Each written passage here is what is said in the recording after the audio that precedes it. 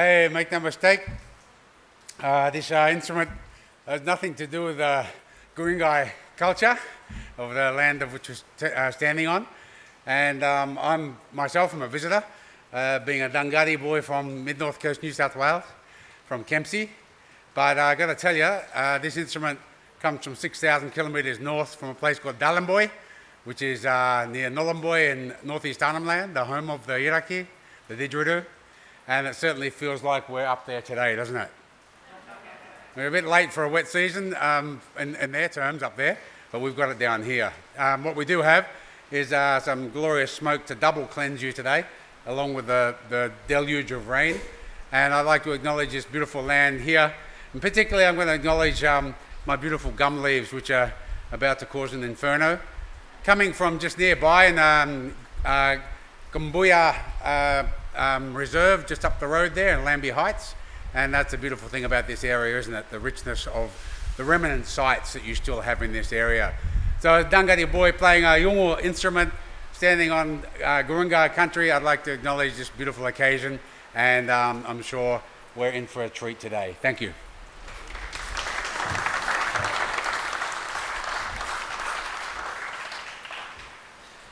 Thank you very much indeed.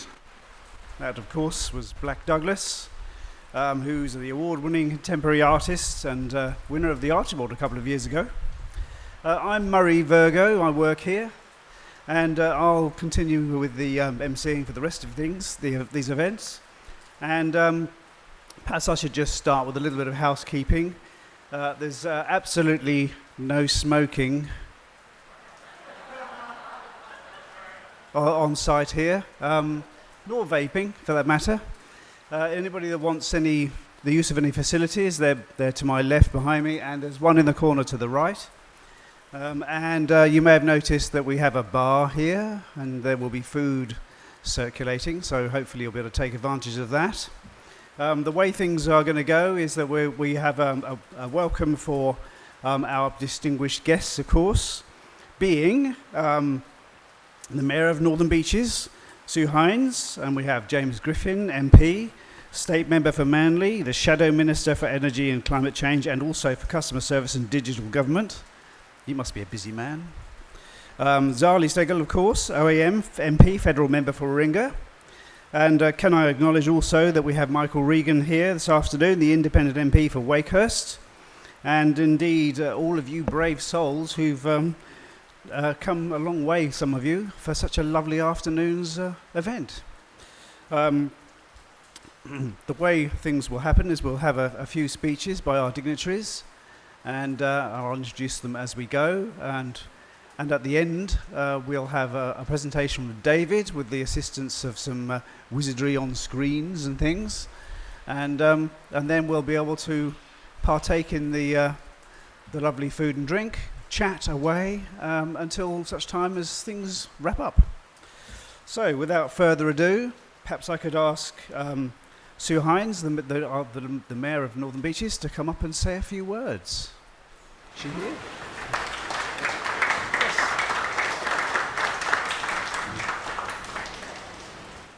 Thank you so much, and also I'd like to thank Blak Douglas for his welcome and acknowledgement as well.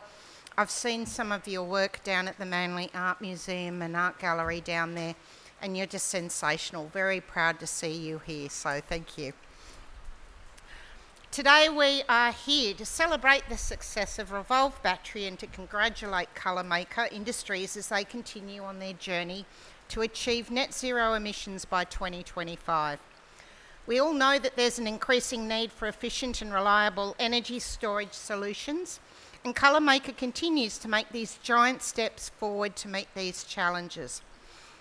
I said to David when I got here, and I still really feel it, I've been coming here for a few years now, and I feel like we're all on the journey with David of watching what is actually achievable, and it's quite extraordinary.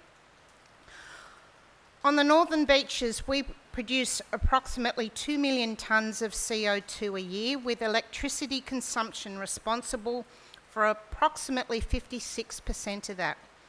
Our community has already begun to embrace renewable energy and is working together we can actually do so much more. I'm very proud to be here amongst the very passionate group of people who genuinely want to make a difference. Back in 2019, we adopted our Protect, Create, Live, Environment and Climate Change Strategy 2040, which provides Council with a roadmap on how we will shape our bright environmental future. Along the way, we have installed 900 kilowatts of solar on our council buildings, including a 265 kilowatt system on our Manly Andrew Boy Charlton Aquatic Centre, one of the largest power stations on the Northern Beaches. Then in 2021, we met 2 commitments from the strategy well ahead of time. In fact, 9 years ahead of time. This was achieved by switching to 100% renewable electricity with all of our suitable sites powered by renewable, and helped us to achieve an 80% reduction in our corporate carbon emissions. Our 100% renewable electricity agreement is also helping us to reap significant savings for Council. We are set to save more than $1.9 million over 7 years. We've also partnered with Ausgrid and Jolt, and we now have 14 EV charging stations in operations across the Northern Beaches. These include 9 completed Jolt locations and 5 IntelliHub locations. And there are 6 more Jolt locations and 2 more IntelliHub locations in the pipeline. And if you don't know, the IntelliHub equipment is attached to power poles, and you may have seen them.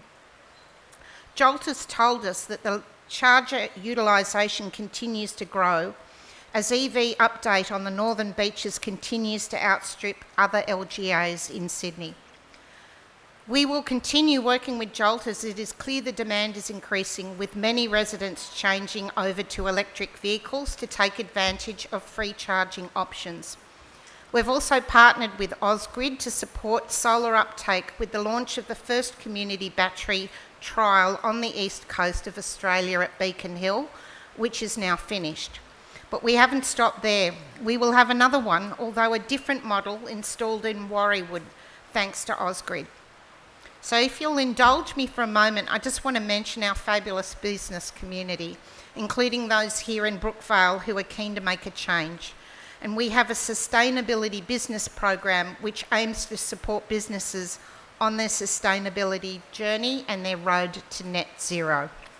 It includes access to guides, toolkits to help identify cost-effective opportunities to reduce emissions, which of course covers solar, as well as access to sustainability business network to share learnings, drive innovation and best practice. And I'll have to say, as another aside, having had a business here in Brookvale, a factory only a couple of streets away, I am thrilled to see that the businesses of Brookvale working together, because I really do think they can make a huge difference. Doing it together through innovations such as Colormaker's commissioning of their 144 kilowatt Revolve battery is what it's all about. So I encourage all businesses to go solar, install batteries wherever possible, hopefully use EVs wherever possible. And of course, in saying that, I understand that costs can be restrictive for some. I hope that you are feeling as inspired as I am by being here with Colormaker today. I encourage you to look at Council's website where you will find our dashboard and see how we are tracking against the commitments set out in our strategy. It's interactive, so you can do your own comparisons and you might be surprised about what you will learn. Finally, we have a couple of solar and energy roadshows coming up in Forestville in May and June. Anyone can drop into these and chat with Council's sustainability team, even take your energy bill and learn how to reduce it. To David and the Colormaker team, you really are amazing, and your efforts, I believe, will inspire others, and together the future is looking a whole lot cleaner. So thank you very much for my opportunity to say something and share what Council's doing. Thank you.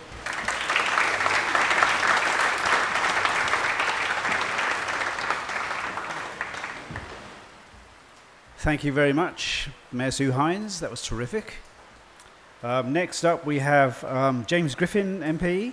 Perhaps you'd like to come and share the the room.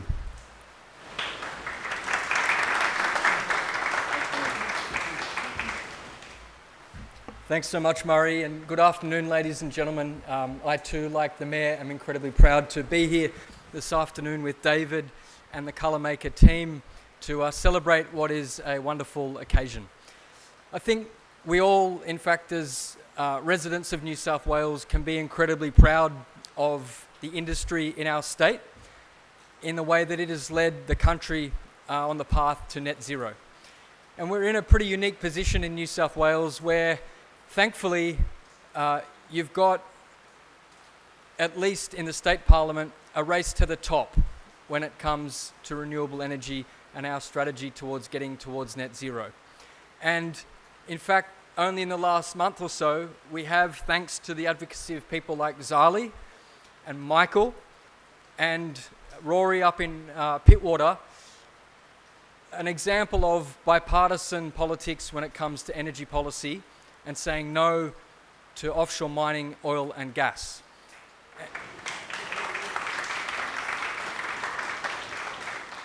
And what a great example of blue, red, teal, green, Michael's orange, coming together in a pragmatic way to make sensible decisions to ensure that we can provide a healthier environment to our younger generations than the one that we inherited. And when you look at the New South Wales Net Zero strategy, which has an ambitious legislated target of 70% by 2035 emissions reduction, it obviously speaks at great length about the importance of renewable energy zones, the transmission lines, and the heavy infrastructure that go with that. But it also speaks about the importance of industry. And there is no better example of an industry or business leading the way when it comes to net zero than Colormaker Industries right here in Brookvale. They've shown over many years, through a lot of hard work and I'm sure addition of grey hairs to David, the effort and energy that goes into becoming a net zero business. But the new battery is pretty special in that it not only utilises old EV batteries, but helps the team here at Colormaker Industries be a net zero business. And in doing that, also helps them save on their energy production costs as an industrial manufacturer. So for that, we can all be incredibly proud of the work that they've done, the vision that they've pursued, and the effort that they've put into getting to a day like today. One other little secret is that we're also here, I think, to pay tribute and say well done to Colormaker Industries for their sponsorship of the Manly Warringah Sea Eagles. Well done.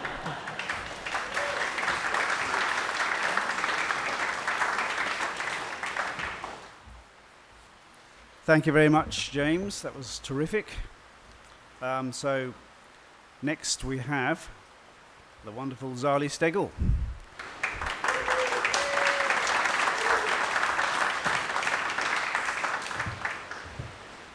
Thank you, Murray, and everyone. Welcome. It's fantastic to be here, and it shows your dedication to a good cause to be here in this weather.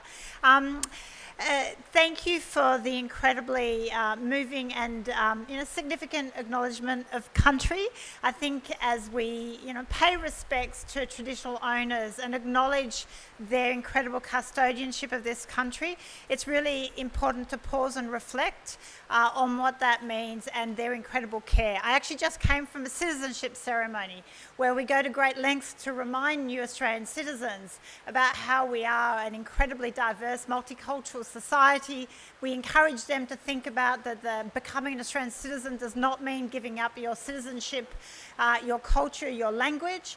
But I took pains to point out to everybody we did not, that was not a privilege extended to First Australians, and that the ongoing damage and consequence of that dispossession of land, language and culture is very real, and it's something that we all need to learn more about, and that truth-telling process is really important, especially in the aftermath of the referendum. So incredibly important to start today in that way.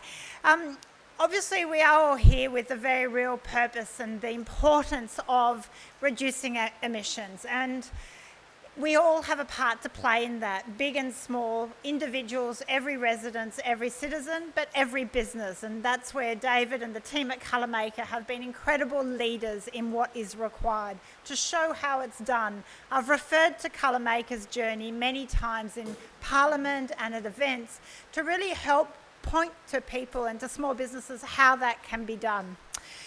So we know we need about 15 gigawatts of storage by 2030, and ironically that is not that hard to achieve. If 30% of households that have rooftop solar had also had batteries, we would achieve that storage goal. If we could have more businesses going on this journey, we would also build a really fast track towards that goal. The government, unfortunately, whilst making some good steps, is still also doing 2 steps forward and 1 step back. For example, we had legislation, the small business asset write-off, big announcement at the last budget. Legislation came before the Parliament. I tried to move amendments to extend that asset write-off from 20,000 to 50,000. And ironically, that legislation was due to end, as in that asset write-off ends at the end of June in this financial year. Can I give you a little tip? It hasn't even passed the Senate yet. So it hasn't even come into effect, and yet it's due to sunset at the end of this financial year. Rest assured, I am pushing the government to make sure it's extended and the amount is increased. But it shows that disconnect sometimes between government and the practicality on the ground, and the need for businesses to have certainty so that they can plan their transition, that they can actually think about the investment they need to make and how they can carry it out. So I've been quite critical of the government in this respect, and I've taken the Treasurer to task on this measure in that the lack of certainty has made it impossible for businesses to plan ahead.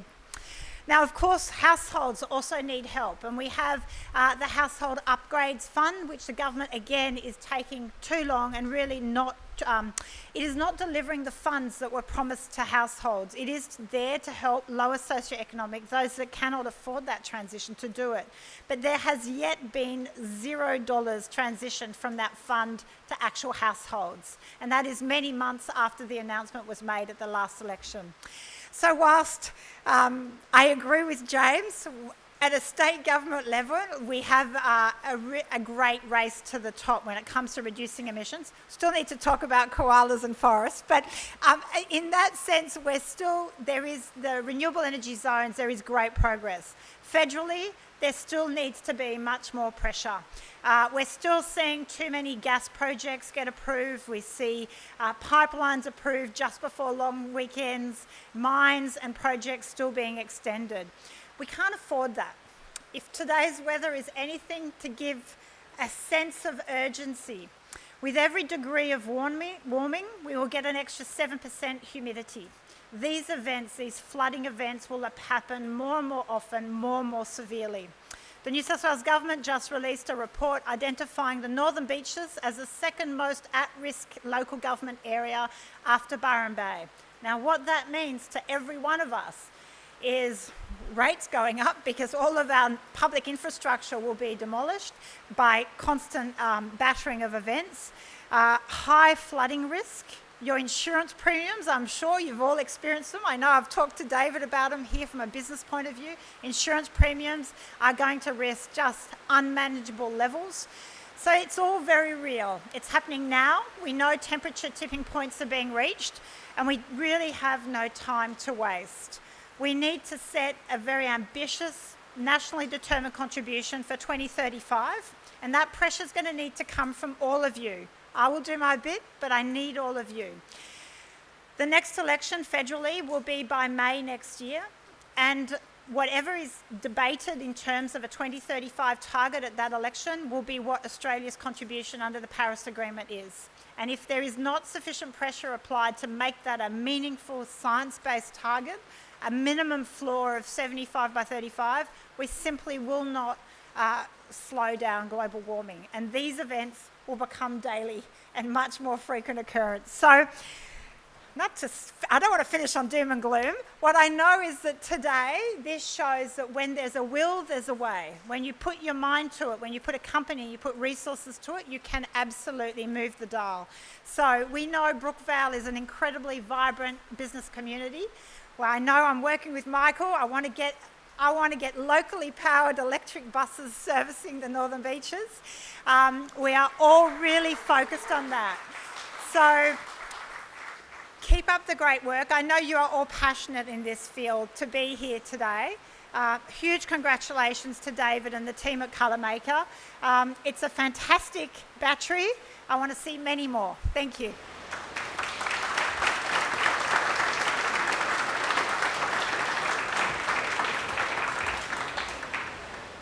Terrific. Thanks very much, Zali.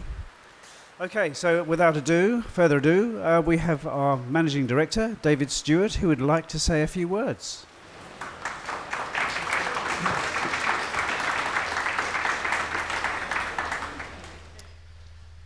Thank you all for coming. I'd like to acknowledge the Gamaragal people of the Guringai Nation, the traditional custodians of these lands and waters where Colormaker now stands, and I pay my respects to their elders, past and present. Colormaker Industries is a boutique paint and ink manufacturing business that produces a diverse range of products. These include house paint and construction membranes, plus 3 world-class products that I'd like to mention individually. There's Luxapool, the #1 brand of swimming pool paint in Australia, used here on arguably the most iconic swimming pool in the world. Permacrylic, a mural paint used by Blak Douglas on his Archibald Prize-winning portrait Moby Dickens.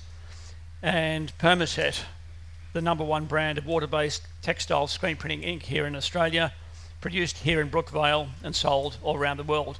And just a hello to all the people live streaming from around Australia and around the world. Colormaker didn't get to where it is overnight, so I'd like to touch on some key points of our journey. When I bought Colormaker, there were 2 things that I wanted to do: develop technical excellence and take it to the world, which we've done, and do something with renewables, which we're doing.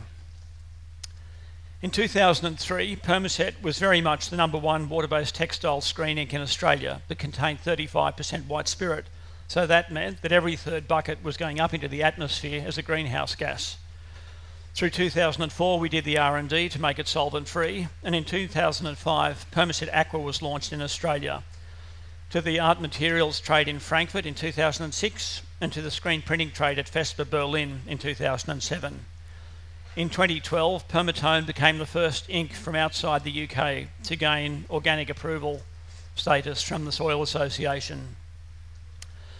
In 2015, we changed our first light bulbs to LEDs, and in 2018, we replaced our asbestos roof with Colorbond and skylights, making for a safer workplace with more natural light. In early 2019, we started our solar journey and produced our first kilowatt hour that September under smoky skies, which Zali presided over. Thank you. That has been a long time. Going solar proved to be a turning point for Colormaker. It made us look more critically at what we use and what we waste. So what have we done around carbon abatement, and why is a speedy transition to renewables important?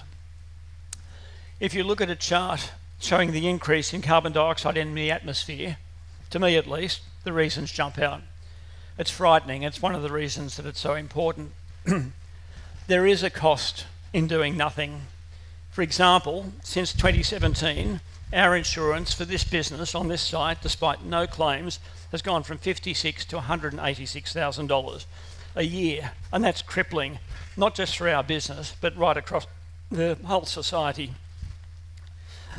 I think it's what the economists would call a dead weight. There are other financial reasons.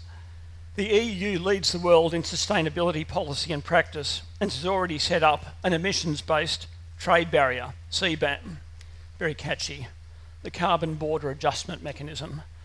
The EU is a market of over 400 million people with great spending power. If we cannot demonstrate low emissions, then our products will be excluded from those countries, plus the French territories in the South Pacific where we already have business.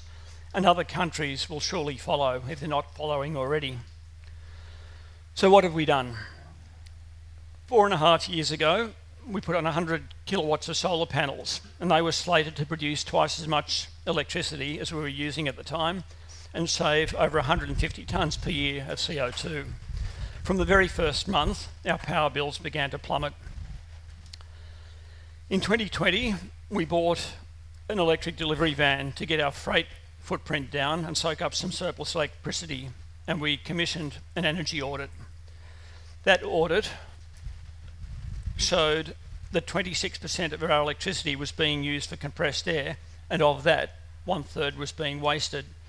So in 2021, we installed a new compressor, and that drove down the electricity usage across our entire site by 23%.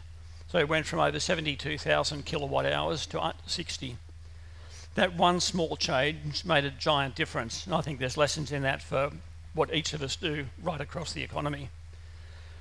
In 2022, to soak up more surplus electricity and displace more fossil fuel, we bought an electric forklift, meaning we have no more LPG on site.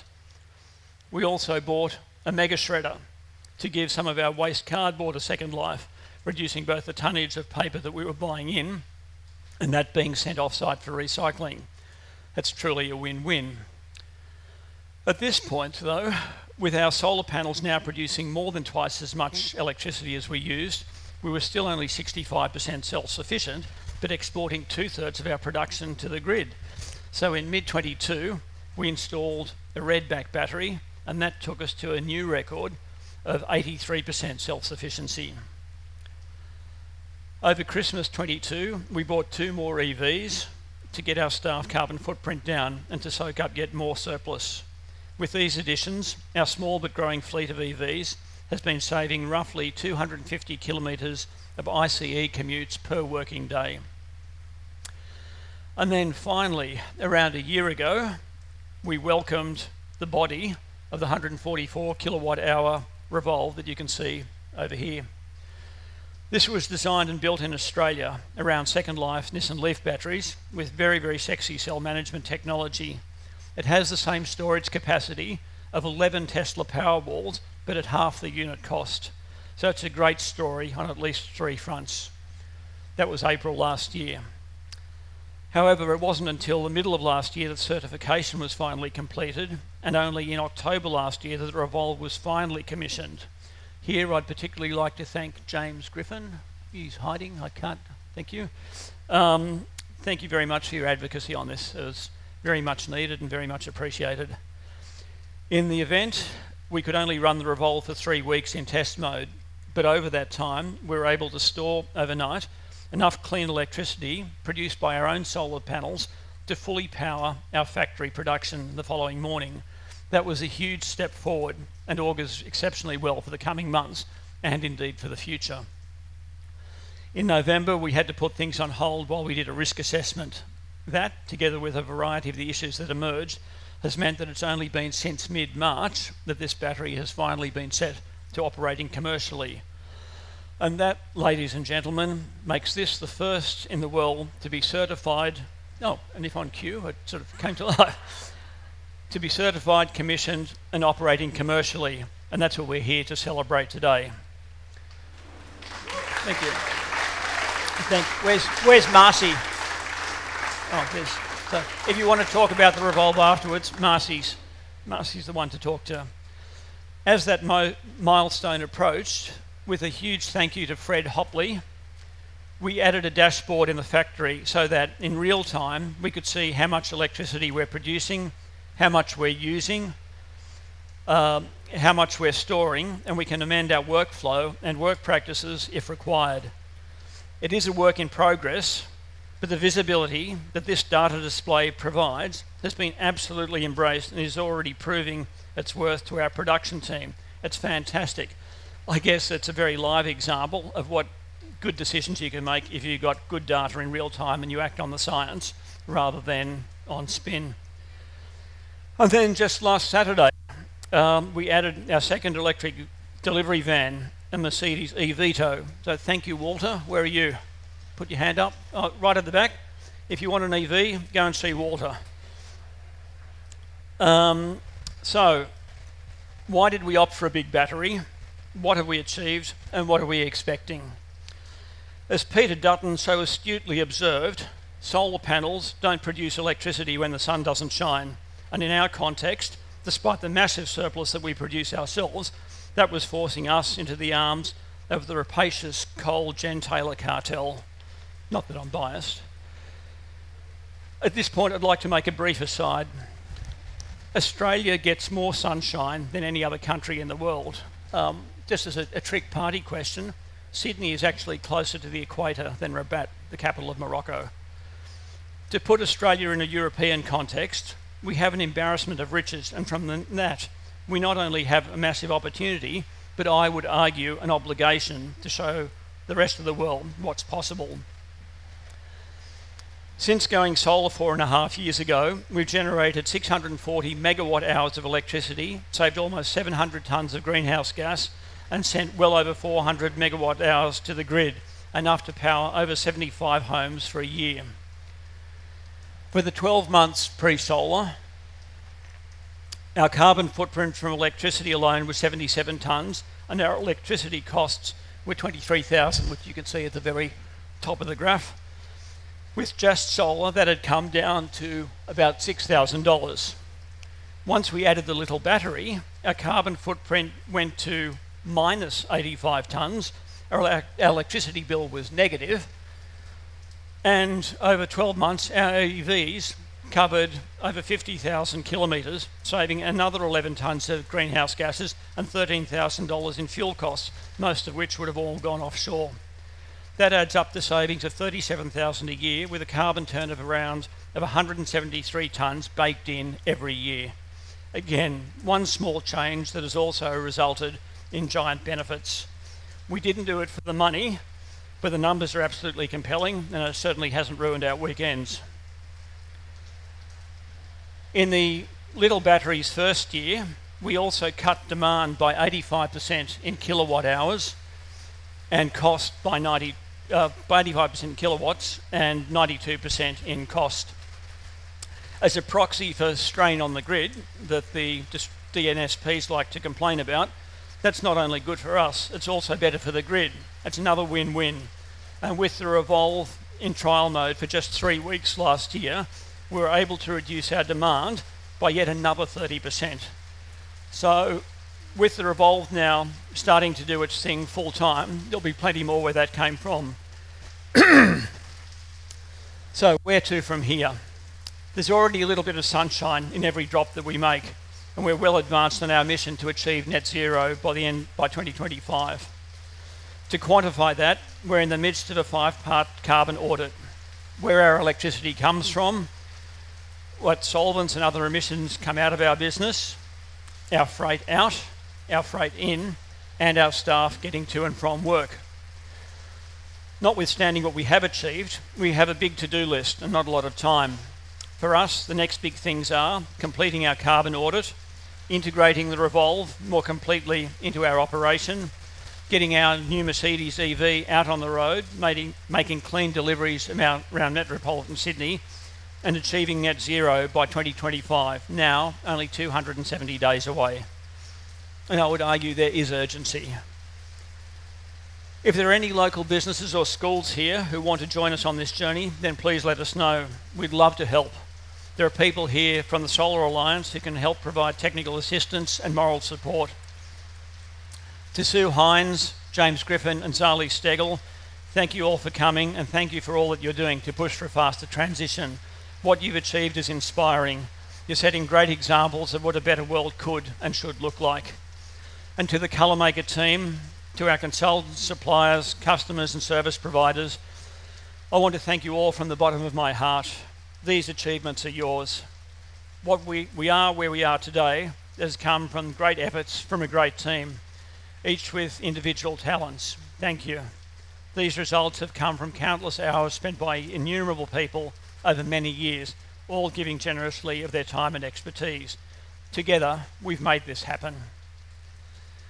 And on that note, I'd like to leave you all with some thoughts. If our 1,000 square metres of roof can accommodate 100 kilowatts of solar panels and produce enough electricity to power 26 local homes, then just imagine what we could do if we got really serious. In Germany, they've mandated all commercial and industrial businesses will have solar on the roof by 2027, and they get only 1/3 to 2/3 of the electricity that we would get from the same panel, and yet they've gone all in with solar. And what we're doing, we're number 3 in the world for fossil fuel exports. And if we could roll out batteries like this, not just across the vast expanse of Australia, but indeed share them with our South Pacific or Asian neighbours, then just imagine what that could do for the planet. Thank you all once again for coming out on this wet and wild afternoon and for demonstrating your support. It really means the world to us to know that we're not alone. With a little bit of sunshine in every drop we make, Colormaker is powering on to make the world a better place through colour. Thank you.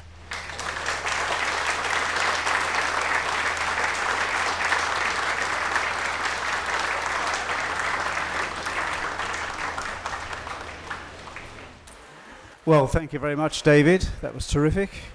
I hope you all enjoyed that. And just to reiterate, we do have our friends from the Solar Alliance and our staff and Marcy from Electrify here. So please feel free to mingle with all of them at a suitable point. Meanwhile, we do have something for you.